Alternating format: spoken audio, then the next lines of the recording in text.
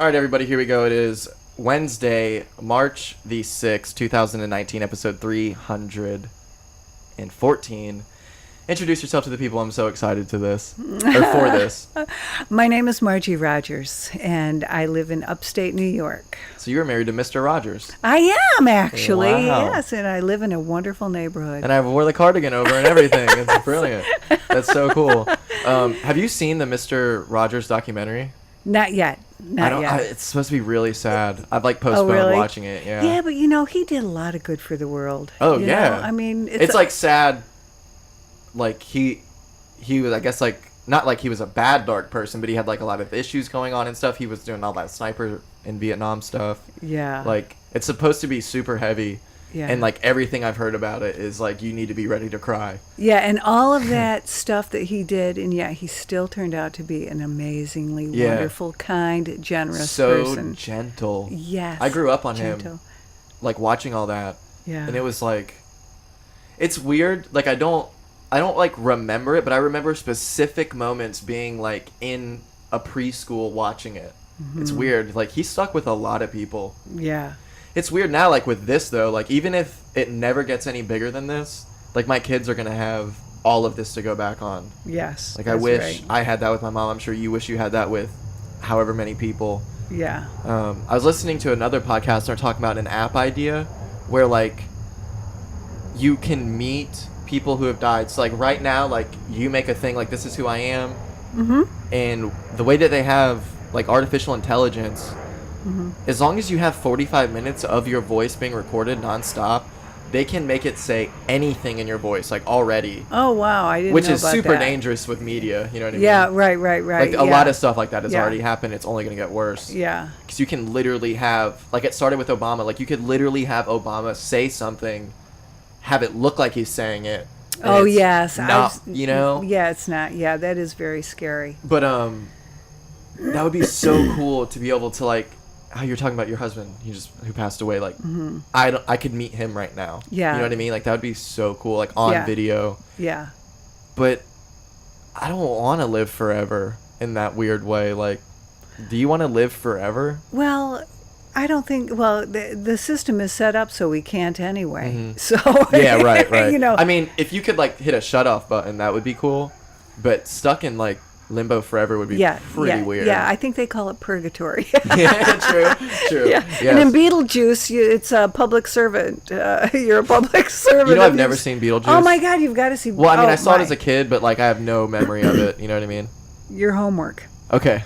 Watch Beetlejuice. All right. Actually, tonight might be the night. I'm doing the comedy show after this, and then my girlfriend's out of town, so I've got nothing else. I'm just going to go home and watch that. Yeah. Yes, it's really, really great about death and dying. Really? Yes. How so? Yeah. Well, you watch the show and you'll see. Okay. Yes. Okay, fine. I'll yeah, watch it. Yeah. I'm excited. You wanted to talk about death. I wanted to talk about death. Yep. What's your first memory of death? I must have been 6 or 7 or 8 years old, and my great-grandfather died. My great-grandmother. Oh, really? Yeah. And I have a twin brother, and we went. That's super cool. We kneeled down at the casket. My mom said, go say goodbye to Grandpa. Mm-hmm. And I don't know why, because I was a very timid child, but I reached in and touched Grandpa's hand. Oh, God. Yeah. And it felt weird. It felt very weird. Yeah. Yeah. It already looks weird. Yeah, right. It does look weird. And he did, even though they try to make you look like you're not dead, which is another whole thing that I think the death industry does, is to help us deny death. Right. It's very strange. Yeah. But for some reason, I've always had this, I'm sure I'm not the only one. I think you probably share the same thing. Mm-hmm. This fascination with death and dying. Yeah, I mean, a lot of people run from it, right? Thinking about it, but you can't really do that. I know. I can't help but look. I'm 65 years old. I have worked for hospice. I've worked in the hospital. I have seen a lot of people die, and then that realness, the trueness of what happens. Everybody's going to die, and then I go and I'll watch something on television. I'll see something on television about the Kardashians or something, right, and it's they have no idea that they're people are thinking that they're not going to die. Yeah, exactly. It's very weird. It's like, I don't know. I recently had this like change where like my like, for lack of a better word, like my nut for the month, like my monthly dues are super low. Like I easily make that in one paycheck. So like I feel like for the first, I don't want to like keep trying, like I don't want to throw away my life. Right. Doing this is one thing. Like I've had a crazy day specifically because of this podcast, but I want to. Yeah. Like, I don't know. People spend so much time trying to build for this one day.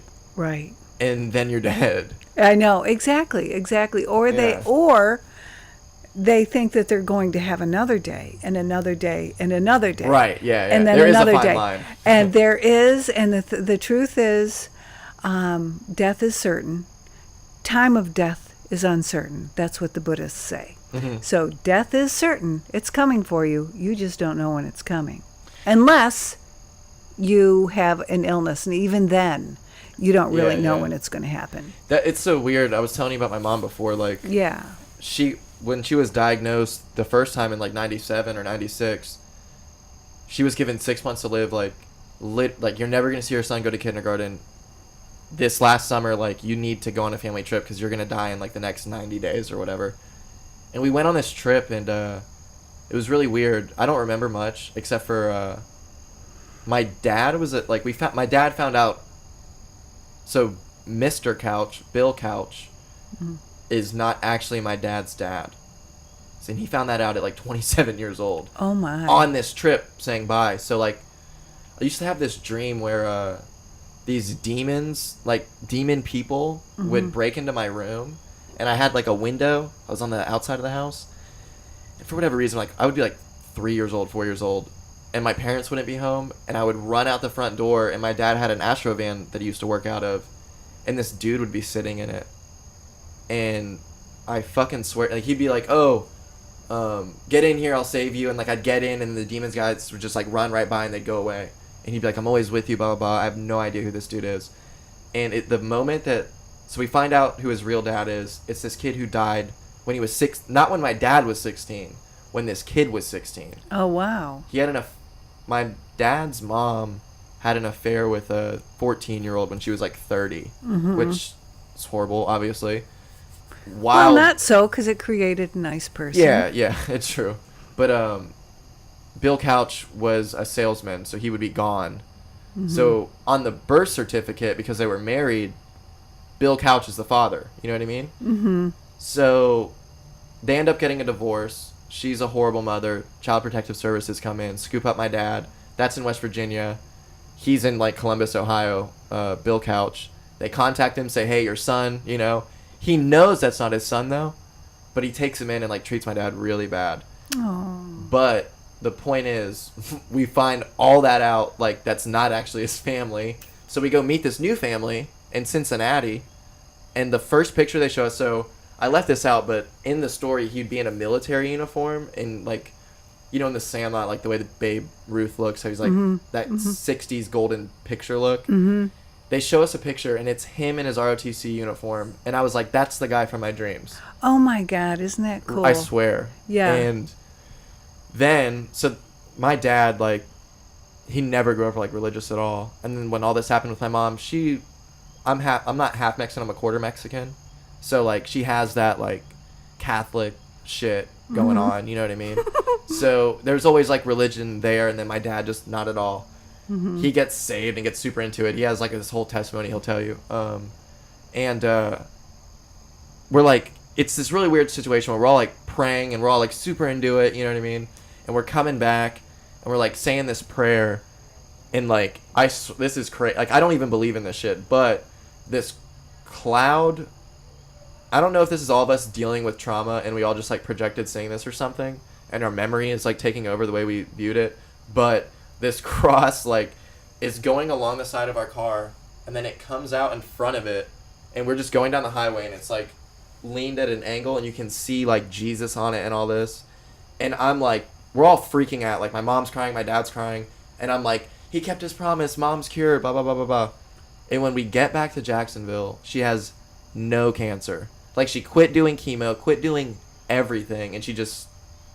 That's amazing. Yeah. There's a lot of energy there, too. Yeah, there's so many stories like this. There's so many, and they're so vital. Of all different ways of believing. Yes, That's why people believe, because they find vindication and validation in all of that. Exactly, exactly. When my father died, he died, he had cancer, but he died, they thought he was going to have a couple more weeks. And he died suddenly one day. And my brother, who's in the other room there, was coming in, had to come in from New York. Your twin?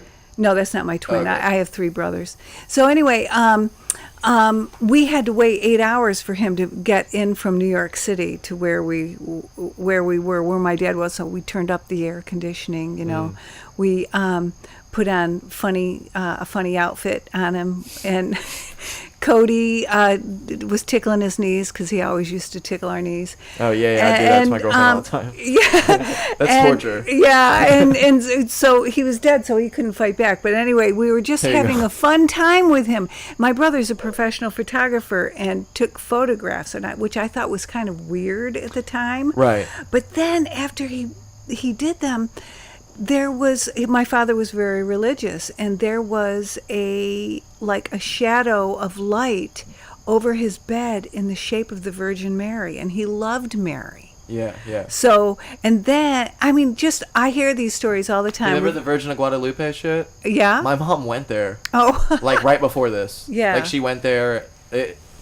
I don't know. Like I said, not to be like, oh, fuck all that, I don't believe it. Yeah. But, honestly, that's not, but... I don't know. I don't think anyone's right, anyone's wrong. Right. Well, who there's knows? there's as many ways as there are people. And Bernie Siegel wrote this book in the 80s. It's called Love, Medicine, and Miracles. And he said that people with cancer who fight with their doctors, well, let me go back, that there's some people who have a really simple cancer and they die from it. And then there's people with really complicated cancers, and they live far beyond the expected time frame. And Bernie Siegel, in this book, Love, Medicine, and Miracles, says that it's the people who fight with their doctors and are really involved in their own care, the ones who really fight to live, are proactive. the ones. Yeah, and it sounds like that's what your mother was doing. She had a 2-year-old kid. She exactly. wanted to live. She didn't want to see you. Yeah, it's so weird, how people, though, what do you think it is? The classic, the atheist dies and sees God, and then there's the priest dies and doesn't see anything, and now he's an atheist. What do you think that is? I think that what do I think that is? I think that we kind of meet our fear when it's all a figment of I think what happens, and I have to, say I'm a Buddhist, and the Buddhists believe that I know the bugs are getting me, that what happens is whatever happens to you when you die is really something that you are making up. Any fears that you have, any fears that you have are going to come out. But not always. I think it just really depends on the person and their makeup. And does spirituality have anything to do with it? I don't know. This is the great mystery. Death is the great mystery. I think specifically with that, all the kind of seeing things, whether it be DMT or whatever, which I'm way too fucking afraid to do that. But it's you have all these files in your head. Right now I'm 26, and the majority of my life I was growing up with you're gonna die and go to heaven in my head. So it's a really big file, Yeah. And when you die, your brain's releasing all those files. So when you come back, the one that you remember, it's like a dream. You remember the longest, most important dream you have every night or whatever. You remember that because it's the biggest file. So most atheists probably grew up religious. I guarantee you, I doubt there's ever been somebody who was born atheist, been atheist forever, and then dies and sees Jesus or sees Muhammad or whatever. And you don't know. can they tell you? I mean, it depends on which YouTube video you watch. Yeah, exactly. But wouldn't that be an interesting thing if you could get them to talk to you? I'm sure that there's all kinds of ways, all kinds of people, and all kinds of experience. But this is why we don't know, it is the great mystery. I hate telling people that I'm doing a podcast, and they still fucking call me. Are they calling you? I mean, it's fine. I already declined it. But it's like, come on! That's weird, you know? All you gotta do is not call me. Don't call him, please. We're doing a podcast. Exactly. Yeah. So if you were basically my age, too. I remember that. What do you feel about the whole, like you said, it's weird, basically already dressing people up and doing the whole, like, oh, that's so weird. I don't know. When people open die, casket. Oh, well, when my husband died, and I do want to say that people find it weird to work with, they might have, well, some people find it weird. I don't find it weird. I find it extremely sacred to be able to work and live around somebody who is dying. They normally, the people who know that they have limited time, really live every moment. They're not afraid. So when my husband died, and he had a very torturous death because he was a young man and he was very healthy. Well, same with my mom. Yeah. Did she like have a lot of pain and? Oh yeah. Yeah, uncontrolled pain and stuff. Yeah, it's really cancer really sucks. Yeah, it's terrible. But Jim wanted an open casket because but he was cremated. Yeah, he said people have to know I'm dead. I want them to come by. It's like and Tupac. Huh? It's like Tupac. Yeah. He doesn't want that going on. Yeah, right. And then he got cremated. So it was like, weird. But a lot of people, there's all kinds of ways to... Yeah, my mom's in a mausoleum. Yeah. Yeah. And in our town, we have a natural green burial site where you can just be buried in a shroud. You can't have any metal like on your shoes or belts or anything like that. You can, and there's no tombstone. It's just why can't you have metal? Is it because of it's so the earth can Whoa. you decompose naturally. That's and cool. you feed the earth. Yeah. It's weird, like the whole idea of like this person going into the ground. So like we're gonna get them super dressed up. We're going to. I get it, but it's all so selfish and acting like it's for the dead person. Like absolutely. I'm putting this in there with them. Yeah. Like that's. Yeah. I'm not hating on it. Like it's your way of coping, but it's just one of those things that's like. Well, it's also it's so cliche and culturally. I mean, people. Cultural, it's cultural because people didn't start embalming until. Oh my God! When the young soldiers couldn't make it home, during the Lincoln days, and so they started embalming, and then all of a sudden, and people used to have funerals in their own home. They'd lay out the body in the home, but then these young men were so far away, so they embalmed. So nowadays we are getting back to that. That people are starting to. You don't have to go to a funeral home. People just think you have to. Right. I mean, right. it goes It's so expensive. It's such a ripoff. It's so expensive. I know this young woman she was 30 years old. Her husband was 32. And they had 2 kids. They were poor as church mice, and he died of cancer. And the funeral guy, he didn't want to have a funeral, but the funeral director, because she didn't know what to do, the funeral director, and then she was like $7,000-8,000 in debt, which isn't a lot around here, but where I live is a lot for her. It was her whole life, Yeah. That's most people. Like that's what like a lot of my listeners, I'm sure, are doing fine in life, whether they feel like they are or not. At the end of the day, probably are, and not that many people are. The majority. Like, honestly, I don't know how many people have. I think it's $1,000. Like, how many people do you think? Yeah, right. Can afford $1,000 emergency, even have $1,000 in their bank account. Right. Exactly. So a lot of and a lot of people like who are you going to save for when you die? I mean, older people do. They're starting to do that. Pre-plan and whatever at a funeral home, but you can do it in ways that don't cost you. Yeah, so what do you think happens if, like, what happens to all the people who have no family, whatever, they just die? And their owner of their complex finds them dead in their apartment. What happens to them? That does happen. Oh, yeah. Yeah, I mean, it happens quite a lot. Sadly. Probably more than regular people. It's very sad because, especially in the world of computers today, people are on their computer and they're not. You don't even have to leave your house to go see a movie anymore. Oh, yeah. You know, where it used to be a community thing is to watch a movie and see each other in the gardens, and it just doesn't happen anymore. But yeah, it does happen, and I guess, you know, then it goes to probate. It's all kinds of, like, whatever law is in the county or state that you're in. Mm-hmm. Yeah. That's so dark. I did so before I was working with your daughter, I was doing wallpaper. My family owns a wallpaper company. Mm-hmm.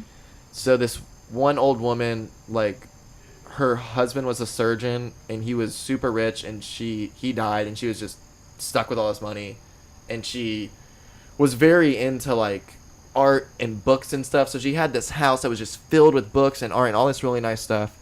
And we went over there, and our whole thing is, like, we're going to hang out with you. We're not just going to come here and do your stuff. You know what I mean? Like, we want to be friends with you and see you at Publix and be like, hey, what's up? So we become really friendly with her, and she's just adding stuff on, like, that we don't even do, like, asking us to do it. And we've been working for, like, 2 months now, and she asked me to, like, clean out her gutters. So I'm like, yeah, sure, I'll come over on Saturday. So I come over on Saturday, and as soon as I pull up, I can see that, like, her outside lights, like, for at night were still on, and I just knew she was dead. Oh, my God. So I pull up, I walk up to the door, I'm knocking, no one's coming to the door, blah, blah, blah, blah, blah. Call my dad, and I was like, hey, and I looked in the garage, Miss Willis's car was, oh, shit, whatever. Her car is in the driveway, or in the garage, and it's closed, and I was like, oh, no. Hope she's sleeping. But I knew, like, you'd feel it. It was weird. Yeah. And I'm not, like, not one of those people, oh, you can feel it. Like, there's people doing stuff next to you in traffic that you have no idea. You just had a hunch. It was just felt like it. Yeah. And the weirdest moment, I went to her side door, because that's where she usually would meet us. And, like, I swear to God I saw someone move in there. But I was probably freaking myself out. But maybe you saw her ghost. Yeah, maybe. So I call my dad, and I was like, she's not here. I think she's dead. He's like, oh no, she's not, blah blah blah. She's probably just doing something. Maybe her friend picked her up, you know. He calls her, so I can hear her phone ringing, you know what I mean? I was like, oh no. So it's like, Dad, I can hear her cell phone ringing in there. So this isn't funny, but, like, my dad, when it comes to things that, like, have to do with him and, like, his side, his side of the street is perfect. Like, if he knows this lady, there's no way she's dead. If he didn't see it, you know what I mean? Like, yeah. If it's his family, it's perfect. There's no, you know what I mean? But I just knew it. So, like, 2 weeks later, we just happened. Honestly, I think it was like 3.5 weeks later. We're driving by, and there's all this moving, like, aww. Yeah. So her sister was also living in town, and she was like, oh, we got these guys. They're super nice. They need to work with you. So my dad had her number to go do work for her. So we called and was like, hey, did your sister, like, is she moving? She said, no, she actually passed away. And this lady had a bunch of cats. So she was in there.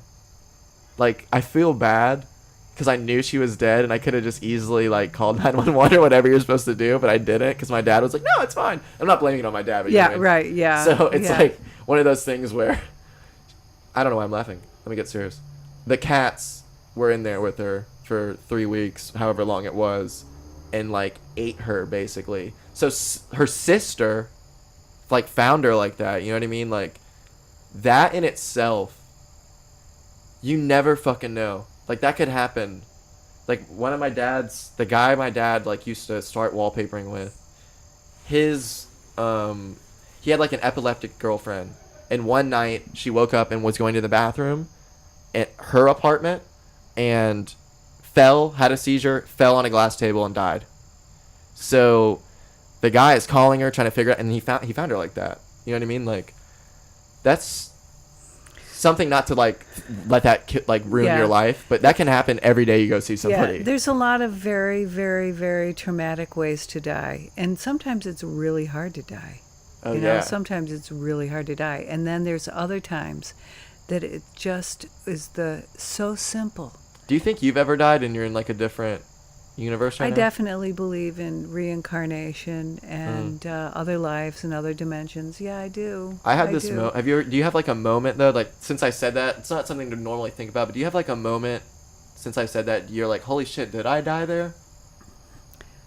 You mean in just this? Just in your life. Oh. Here, I'll tell you mine. Okay. And Go to ahead. give you the feeling of it. Okay, yeah. So me and my friends, we were partying hard as fuck, and we were like, I grew up on like these river back roads, and all of us lived like all in the same general area, and just the way it was, it made sense for this kid to drive by my house and drop everyone off and then come back because he didn't live in this general area, and I live kind of by the highway, so we're passing my house, and I live on the non-river side, and then on the river side is all these mansions, so they have like gated driveways, and we've never, this is stupid, but we used to like smoke weed and try to go down every single side road because we had nothing else to do. Yeah. So when we would see something like that, we're like, oh, let's go down there so we can finally see like what the fuck that sweet house is potentially looking like. But it's like 3:34 in the morning. So my friend Kyle, who is the kid that is dangerous, he's the kid who anytime I've ever been in a fight, it's literally because of him, because he punches some kid and then he's about to get jumped by 9 dudes and it's R9. It's so stupid. He's that kid. So I see that gate's open, and I'm pretty claustrophobic, so I'm in the front seat, and I'm just like, oh, dude, that gate's open. And he's like, oh, I'm going down there. So he slams on his brakes, turns down there, and we drive all the way to the end, and as soon as we get to, like, where we can, like, really see the house and we're, like, right up on it, all of the lights turned on, like, they're motion lights. And it was a cool house, whatever. But the gate was open, and now he instantly puts it in reverse, and we're reversing, and you can see the gate starting to close. And like the amount of room from where the gate clears to the road is like half of the distance then from here to that playground right there. It's very short. So he's now full speed in reverse, and we're just going. And I was like, dude, fuck that. Like, do not do this, you know? And you cannot see the road at this point. It's all woods. Yeah. And now finally you can see the road, and there's a car coming. And it's like, we're all like, dude, stop. Like, everybody is like begging him to stop, you know? And we're just full speed. We make it through the gate, and I don't scream. Like, I'm like, I just like don't do anything when like the shit goes down. These kids, like, the whole car was screaming, and then all of a sudden there was like this moment where I remember thinking like, okay, brace for impact. And then nothing. The screaming stopped, and we all just sat there. And like, I've talked to them since then. In the moment we didn't think about it, but just like going further in life and believing different things and shit, I was like, oh my god, we all felt it. Like, you couldn't even see the car anymore. Like, the car that was once driving down the road wasn't on the road anymore. And we were like literally we all like looked at each other and we're like, what the fuck just happened, you know? Like, we didn't die. So do you have like that type of? Well, I had, when I was younger, I had actually on my high school graduation day, I felt like, oh my God, I just cheated death. What happened? So I was in the back of, my parents had a truck. There's 6 kids, and there were no chairs. It was a truck, but there was like a camper, and it was very simple. We stopped. I opened up the door. I had my graduation gown on and everything, and I opened it up. Was going to jump off, and the car started, or the truck started moving again, and I just felt like, oh my God, I'm gonna, you know, because it was in traffic and whatever. how you know, so I felt like, yeah, it isn't as scary as yours, but I felt like, oh my God, yeah, there's these moments. You know, I just think that there's so much going on in life that, and you know, we're all looking at our cell phones, and you know, it's so contagious too. It really is, and you know, if we look around, and I also, you know, here we're talking about death. I think that people who are dying teach us how to live. Your mother is still teaching you how to live. My late husband is, I still dream of him. It's, you know, going to be 19 years this year. Yeah, it was one of the most profound experiences of my life. You know, to be with him. We weren't even married 3 years. But I remember walking down the road a couple days after he died, just trying to find my bearings. And I said, oh my God, Jim just showed me how to die.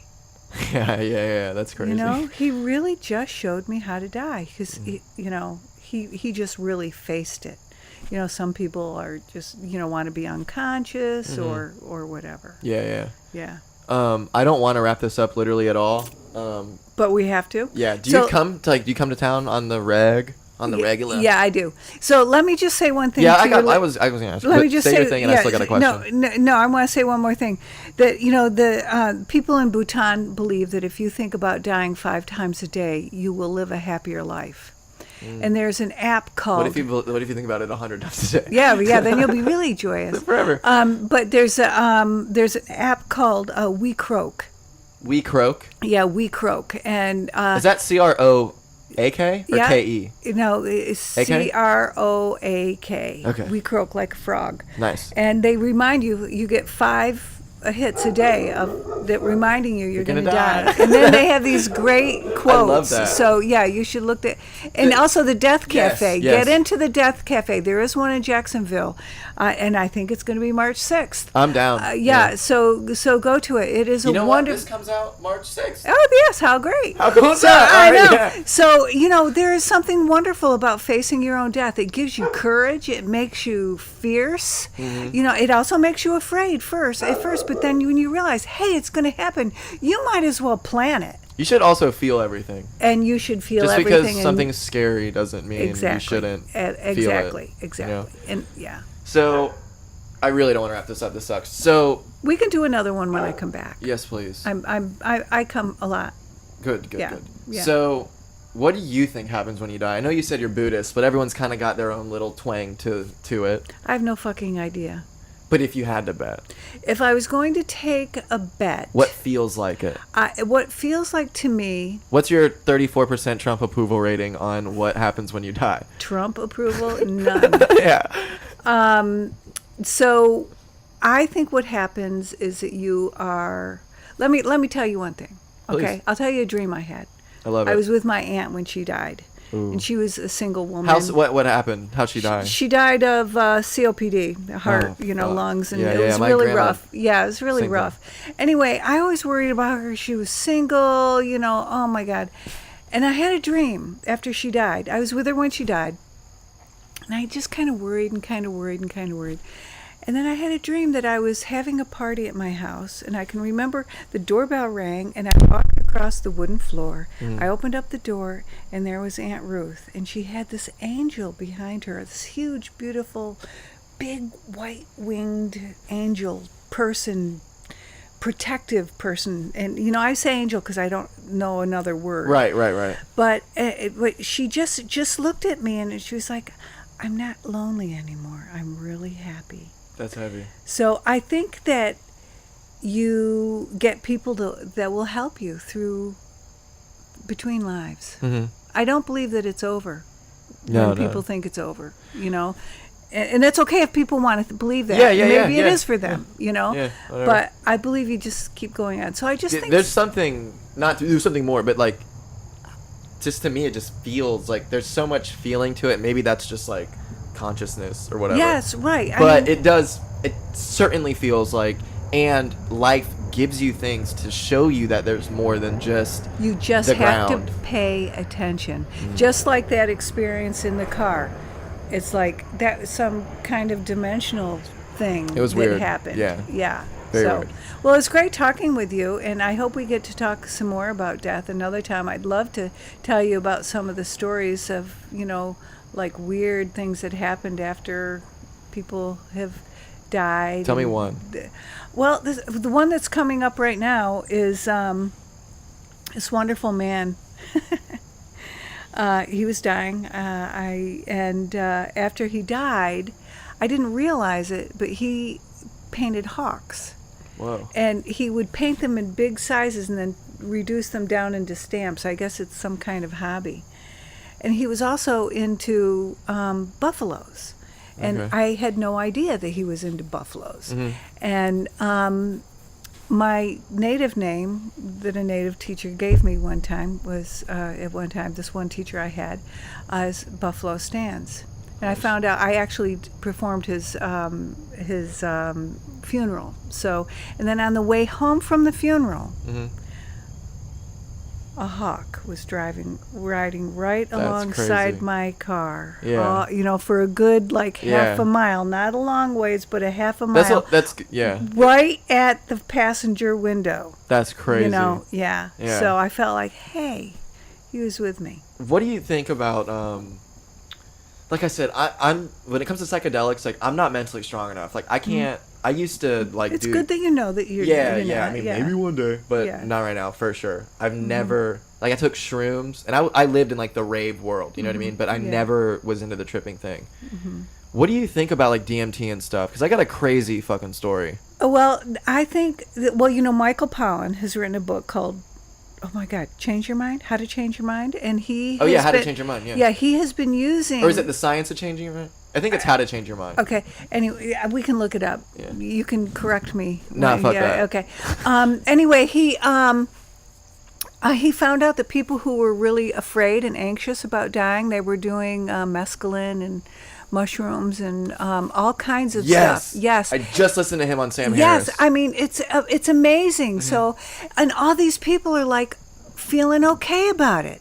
So why not? I mean, the thing is, you wouldn't want to do it as a party thing. You would want to do it, I mean, because of you. Yeah, it's a thing. The but party thing is weird. don't. But you do it scientifically, to face your fears. I think that there's, maybe people would strongly disagree with me, but these were medicine in some cultures. Yeah. So I think if I was afraid of dying, I would definitely do LSD or mescaline or whatever. Definitely. So and when I was young, and I'm a lot older than you, when I did LSD. Hell yeah. Real LSD. The real stuff. LSD 25. I got freaked out. I couldn't handle it. So I would have to do it, something like that, have in a safe environment. Definitely. Yeah. So we'll close on this. This guy, Shane Moss, is a comedian, and he is the trippy comedian. He does shows, and everyone's supposed to come tripping and blah, blah, blah, blah, blah. So because he has that, when he goes to cities, the opener for him from that city is always hey, I've never done DMT. Can you can I do it? So we'll use me and you as an example. I'm Shane Moss. I've done DMT fucking 60 times, and after the 20th time, this purple woman, a gypsy woman, would hang out with me, and it's I've known her forever. It's my best friend. I look forward to hanging out with her when I trip. So now you have never done DMT, and you do not know that I have this relationship. So he would take them back to their hotel room. They'd sit on one of the beds, he'd sit on the other, and they would do it, and he would monitor them. So this one dude blasts off really hard. I've seen people do it. So you hit it, and sometimes it doesn't hit right away. So you hit it again, and sometimes it still doesn't hit. Well, this didn't happen for 4 times. So he took 4 hits, and on the 5th one, got it. But that's still 5 hits. You know what I mean? So he blasted off extra hard, if you will. So he's blasted off. He's freaking out. He's it's the first thing he says. He's oh man, they love you here, And Shane's calm down, it's cool. They love you for real. They love you though, it's good love. And he's no man, not me, you, the purple woman. She says hello. So right, that's weird. But to get even weirder, something that happens for everybody that takes it, you see these they're described as mechanical trolls. Which is creepy, but they're fun. They come and play with you. So there's a bunch of little munchkin things, and they're trying to play with this dude as he's in DMT land, and he's afraid of them. So they're afraid of him being afraid of them. So they're all standoffish, and he's I don't like this, So they run away and they hide behind this wall, and he's what the fuck, and they were looking out at him, they would look and go away. So he's starting to freak out, So Shane says to this guy, calm down, it's okay. Those are cool. They're cool, you're supposed to hang out with them. and all those trolls popped their head out around the corner and said, "Is that Shane? We know Shane. Shane comes here all the time." What the fuck? You know what I mean? Like, what the fuck is that? Like, that is crazy.